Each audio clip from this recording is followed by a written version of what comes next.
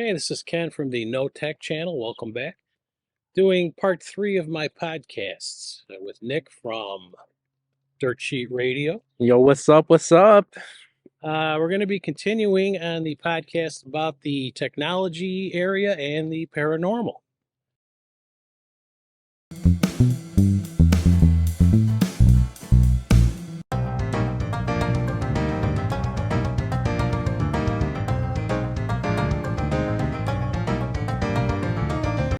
Now, I believe Nick's got some fantastic or interesting, I should put it, takes on this. So I'm going to leave it over to Nick now. What have you experienced when you were a kid growing up? What'd you see? What'd you hear? Hmm. Well, like growing up, didn't really have like a ton of like childhood experiences. A lot of my own stuff came from over the years when I was older. And I mean, don't get me wrong, I always watched those shows like Ghost Adventures. I always watched whatever paranormal things were on during the Travel Channel back when they had those every Friday night. um, I think one of the biggest things for me that stands out was I remember going to one of my friends' houses and it was an empty basement. The party was upstairs. For whatever reason, a couple of us decided to go chill in the basement for a little bit. And it was pitch black, and it was one of those really creepy basements where it was like very unfinished. And it was like a hoarder's dream down there. But all of a sudden, we were chilling down there, and you hear the scraping of metal across the floor, and it was just like, huh? And you look over, and there was a giant shelving unit, like one of those big metal shelves. And we kind of looked towards like the base of it. You could tell it just moved. There was like a whole scrape line across the floor right there. And that was absolutely creepy. And needless to say, we got the heck out of there as fast as we could. We basically sprinted back upstairs and that was that. Did you ever find out what it was? No. It was one of those things too where like we would talk about it, but I don't know if our friend really believed or cared about like the paranormal and stuff like that. So some of it was really just a matter of us kind of tongue in cheek being like, so this happened, right? You were there. You witnessed that. And it was a lot of, yeah, we never really talked much about it though. How old were you when this happened? Oh gosh. Oh, I'd say this was probably like middle school. Yeah, I'd say this was about middle school age. And even going onwards from there though, I was at one of my good close friends' house, and starts off, we're at my friend's house. She's my good close friend. Some might even call it bestie. And as I was over there, they had a couple of recent passings. A couple pets died, and there was just a lot that just recently happened there. And I was helping her move back in. And as we were getting stuff up the stairs and getting things loaded up in her room, her and her dog went in the room. So it was just me, and I'm trying to like get my hands full of stuff. And as I look to my right, I notice these, they start off as like silhouettes, but instead of like a dark shadowy silhouette, they were like a bright white and like very much like a gray, almost like they started off as like mist. Don't let the wind go.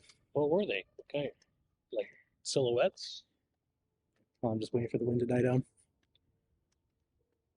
But yeah, so they were like these white figures that all of a sudden just appeared right before my eyes, like almost as if they were like black and white kind of. And I could tell what they were. They were her two dogs that had just recently passed away. Oh, And wow.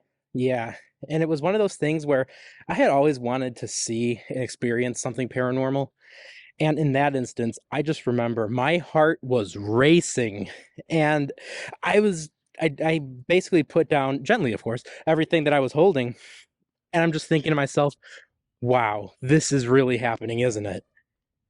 And I will never I'll never forget that. However, because I was so thrown off, because again, it's one of those things where I don't know what I'm seeing, yet I also kind of know, if that makes sense.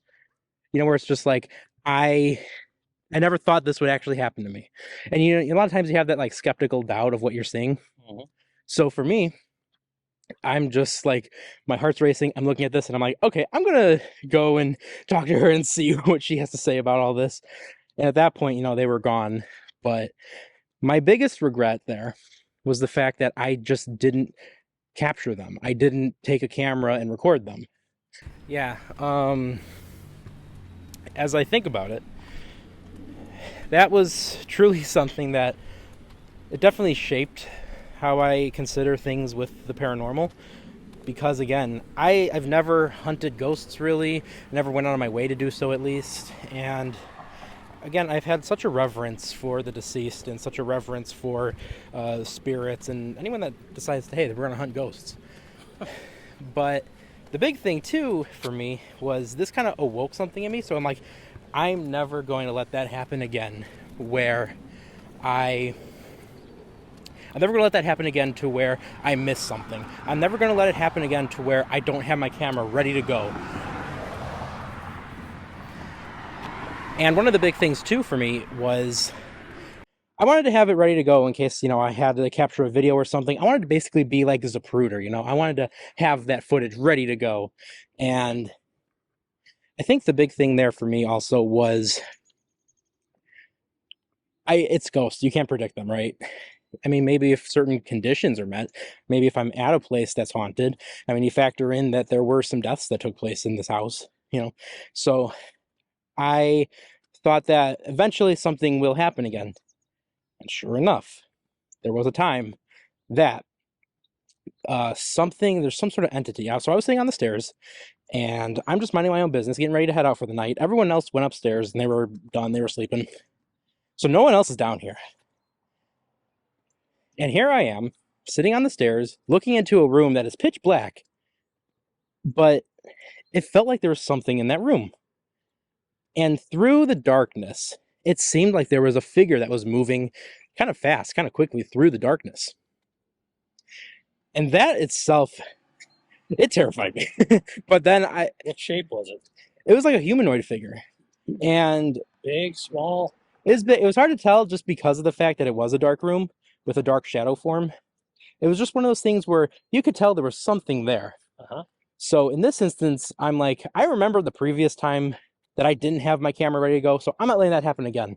So I quickly pulled my phone out. I tried to take a picture of it. Tried to take maybe a few, I think. And there's one in particular where I think the flash was on. And while you could see the flash's reflection somewhere along the path, like along the wall, there's something else there. Oh. And we captured what looked like, as we zoomed in, as we recorded a little more of it, we captured what looked like a face. So that itself was something. Interesting. Now, is that the last time you saw anything? Well, that was the last time that, with my eyes, I have personally witnessed something. There's quite a few moments, though, where, you know, maybe like on times where we've been to like the cemeteries and maybe we felt something. There's times where, you know, we've taken pictures and we think that we've captured something. What was that one we went to where there was the desecrations at the grave? That was Bachelor's Bachelor's Grove, yes. We did catch something on the film. To me, it kind of looked like somebody on horseback, like a phantom horseback rider, horse and rider. And I think you saw the same thing. And now when I look at the pictures, it's hard to see. It's like it vanished from the picture. Yeah, and that was the thing too that I've heard about from my research with Bachelor's Grove is that people will have these pictures that all of a sudden just go missing, or that whatever they did capture isn't there anymore. They can't see it. They can't find it. Because I remember very specifically, we captured what looked like those people on horseback on that Bachelor's Grove photo. Interesting. Have you ever heard the story of Nightstone Cemetery? No. Okay, so Nightstone Cemetery was this really, really old cemetery that used to exist. It was in, what was the area? It's in like the Campton Hills, kind of Burlington, Illinois area. Ah. There was this cemetery that was old, ancient, and was right smack dab in the middle of a bunch of different farm fields. And when you have a lot of farmland, the farmers at the time, they really want a lot more land. They want to be able to, use these areas. So you have to think about how it's the late 1800s and the cemetery is already old and abandoned. So just think about how long those graves have been there if they're abandoned by the 1800s, right? And I also just think the name Nightstone, it's night like with a K, so like medieval night, kind of like that. So just think Nightstone Cemetery. That's the coolest name. And it's already inactive in the 1800s. So no one's visiting it anymore. And the local farmers decided, hey, we're going to take over this land. And whether or not they got permission to do that, nobody knows. However, they were able to go and basically desecrate the graves almost by taking that land for their farms. And so now today, there's a lot of just farmland. You'll see a lot of crops there. But the interesting thing is there are reports a lot of times, like I'd say probably once every few months, there are reports of animals with human remains in their mouths. I've seen news stories like that, like the one German Shepherd up in Wisconsin a few years ago. It kept bringing a different body part down, but they tried following the dog, putting a tracker on it to see where it went to get the remains from, and they just couldn't find it. Yeah, and with Nightstone Cemetery, there's been instances where the police get called, they investigate because it's human remains. They initially, you see a skeleton, you're not thinking like, wow, this is hundreds of years old. You're thinking like, oh, there's probably a killer of some kind around. But not in this area for Nightstone Cemetery. No one knows where it is exactly. They just have kind of a rough idea of its location. But yeah, there's still remains that pop up here and there from Nightstone Cemetery. I remember as a young kid hearing about tales from a place called Cuba Road. Oh, I remember Cuba Road. And we finally went there years later, and it was probably one of the most peaceful places I've ever seen. I'm like, it does not match up to what the hype was. I feel like if you're a ghost, you really want to be in one of those peaceful places. If I'm haunting a location, I don't want it to have a lot of hustle and bustle. I don't want it to have just people all over the place that are going to be, disturbing me. I want to be able to have that just be its own thing. Oh, we got a bike rider coming. Oh, they're turning. Never mind. Bikers, you never know what you're going to see out this way. Yeah, and again, we went to Bachelor's Grove Cemetery to check it out. And it was actually kind of a smaller than I thought peaceful place. Again, it did though, when we developed the film later, that we did see some kind of phantom horse rider in there. Yeah, there's a lot of things like that. Going back to the cemetery theme, I don't know the specific location of it, but I know somewhere in kind of northeastern Illinois, there are quite a few cemetery areas that they have a bunch of farms. Again, there's some sort of connection with all these farmers and their These old German farmers. yeah, right. So they have all these connections with there. And one of the big things that came from this specific cemetery was they were moving to a different location. And the thing was, they left the tombstones behind. So someone at one of the farmlands took the tombstones, similar to this brick wall that we have right here. Those tombstones were used as, again, like just to make someone's porch. They made a patio, basically, of gravestones, and old ones at that. This is a really pretty tree. That is. Great time of year.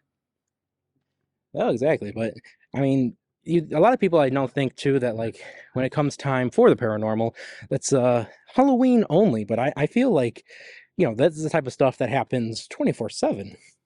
Yeah. Well, some people are able to see it better than others or experience it more, hear things. Yeah. You saw my last podcast with the paranormal. And I mean, there were stories that only certain of my siblings and I would see, or only certain others would see or hear. It was just strange. Yeah. Well, You know what they say, truth is stranger than fiction. And Amen. yeah, and there's a lot of times too where I feel like there's people who maybe they need to be a little more open to the idea of what they're seeing. And maybe there's other people too where they've probably dealt with a lot of things before themselves, but didn't even think about it. Maybe didn't even consider that, hey, maybe this is paranormal. Yeah. So, Have you ever had technology in action while something was happening and it made it like a disturbance of it? um,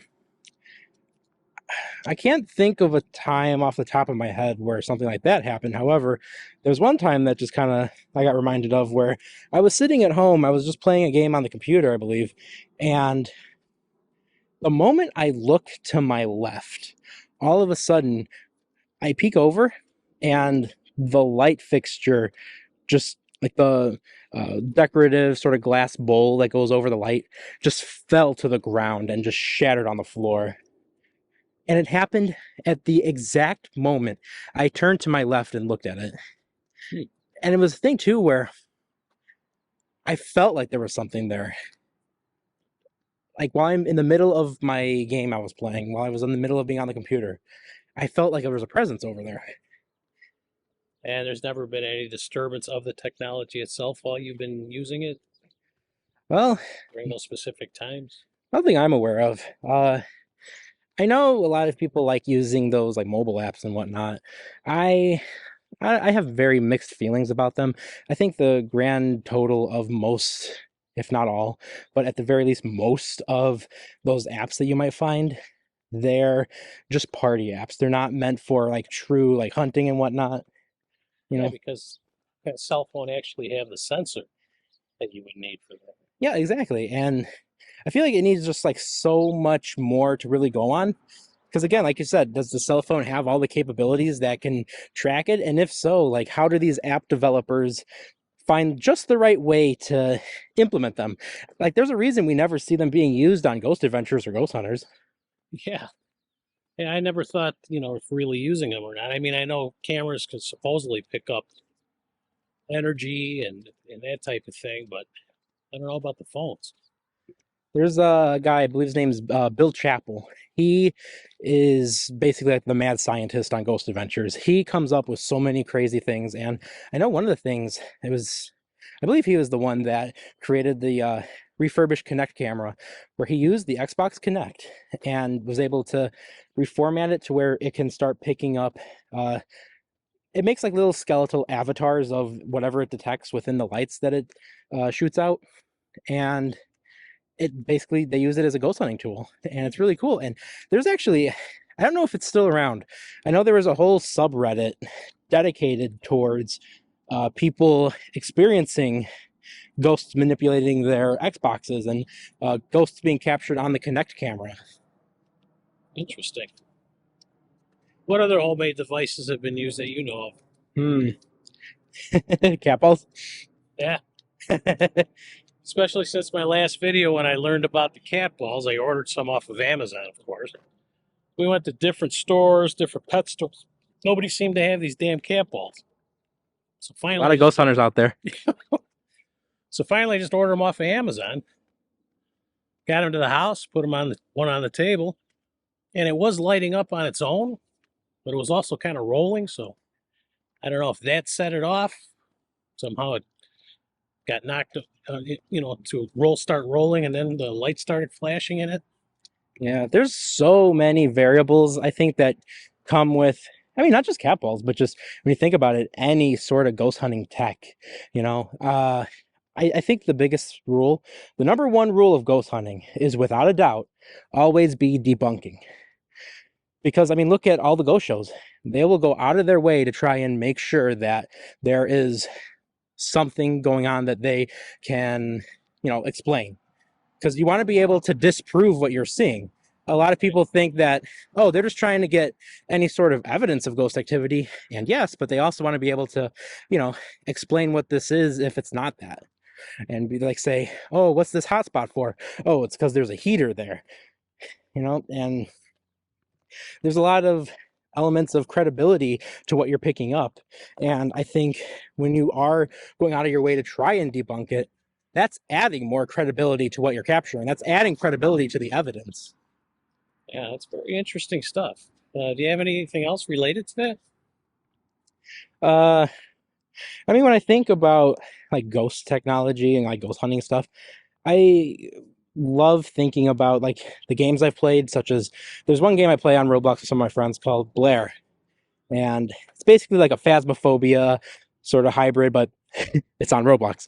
And the thing with that is they use in a very good way all these kind of different instruments and tools of ghost hunting. And I think it's a real fun way to kind of break a lot of newbies into ghost hunting is to just play games like Blair, like Phasmophobia. And by that same token, I'm thinking of things like the Spirit Box, like an actual piece of tech, an actual equipment that people use. And it's so interesting because the way it works is it scans through a variety of radio frequencies and radio waves. And as it does that scan, it's meant to capture whatever voice is seen throughout that frequency. So, it's a beautiful day. It's a day like this where you think there's nothing to ghosts or the paranormal. The paranormal can also be like aliens or Yeah. anything like that. I think We've seen a few UFOs lately. Oh, yeah. There's a whole lot of different areas of the paranormal. And again, like you said, no one talks about UFOs with that. Everyone thinks ghosts. Right. I mean, think about what we've thought or we've potentially seen out this way, even. Yeah, you remember those floating lights that went over the house that one time? Yeah, that was very strange. And we were trying to like track them and everything. And of course, I had a picture of it, like any other UFO picture, was blurry and out of focus. I mean, it was just couldn't get the camera ready in time. No, exactly. And I wonder if that's how you can kind of debunk a lot of those quote unquote UFO sightings, is just the areas where, you've got people that are trying to, as fast as they can before it leaves, try to pull their phones and cameras out. Yeah, that was another one I saw. And your mom saw it too. Was that it was this white object? It was like in a triangle. It was going straight up, and then it kept folding in on itself, and it would unfold and then fold back into itself, back into and fold out again into a triangle shape. It was very weird, and then it eventually went up high enough where we lost sight of it. That's weird. I know people see a lot of uh, UFOs and different things like that. I mean, a thing to remember too for those listening, just because it's UFO, that doesn't always mean it's aliens. I mean, look at what the definition of it is. Look if we unfold that acronym, unidentified flying object. Yes. Like we said, the number one rule of hunting the paranormal is try to debunk it. So, there could be a variety of explanations with it, but And isn't there something similar for things under the ocean, the USOs, unidentified submersible objects? unidentified sea serpents. Oh, what? At this point, nothing would surprise me. Oh yeah. If Bigfoot came riding up on a unicorn, I wouldn't even be surprised by that. The way things are going. As I think about that, that's another area of the paranormal too that I think doesn't get enough love or attention. Cryptozoology. Those cryptids, man, those are so cool, and there's a lot of them too. And like, look at the cryptids that are just local legends in so many different states and countries. Oh, absolutely. Since I was a little kid, I remember watching the TV show that Leonard Nimoy from Star Trek used to host called In Search of. And it would talk about different things, UFOs, but my favorite one was the one on Bigfoot. It was just, I've been fascinated with it since then. And I remember just a few years ago, this person supposedly found the body of Bigfoot and they had it on ice. And just at the big revealing, it turned out to be a big hoax. The fact is, so many people bought into it back then. They want to believe. Just like that TV show, what the hell, X-Files. And before that, the show that the X-Files was based on was Kolchak, the Night Stalker, experiencing the episode of the week where he would run into different paranormal things. And it's been a fascination of mine since then. You think too about like how many TV shows like look at look at a Doctor Who, look at a Scooby Doo. They got their famous Monster of the Week kind of trope, and I think a lot of people watch those shows, and either it develops a need to believe and a desire to believe, or maybe it's just something that kickstarts that thought. But I always thought it'd be so cool to stumble upon like a Sasquatch, a Yeti, a Bigfoot, whatever, and those creatures in particular too. There's a couple shows. I saw one on like Travel Channel that was called um, Yeti Massacre, and there was another one that's called like Killing Bigfoot. And I feel like people are starting to put a very big sort of negative spin on certain cryptids. And I don't know. I don't like the idea that we're trying to hunt down and kill Bigfoot. No, not at all. But with all the technology available today, with cameras, audio equipment, all kinds of different technology, I think we have a better chance today than ever before of actually capturing one or documenting one, exposing one, something like that. The Yeah. technology, I think, is available to do that. I think back to the Futurama episode that had Bigfoot in it, and it makes me think of the joke that they said where, they can't put a lot of cameras everywhere because a lot of people that do believe in Bigfoot are poor. And I always thought that was funny, but it does make sense because, I mean, when you think about needing to have cameras all around the place, active 24/7, like that itself costs a lot of financial resources and other types of resources too. Yeah, but you would think by now somebody would have had something. I know they keep finding the footprints and all that. They make the plaster cast, which is good. I'm not saying it's not. There's got to be something more out there, especially with all our technology. Yeah, and I think this goes back towards the aspect of considering aliens out there, like with so many planets out there, look at all the sources of life we have, be it from us as humans, be it from even just plants and trees. I mean, they're constantly finding new species under the ocean and things like that. Who's to say Loch Ness isn't still out there? With our sonar and cameras and again, audio equipment, we should be able to pick up something.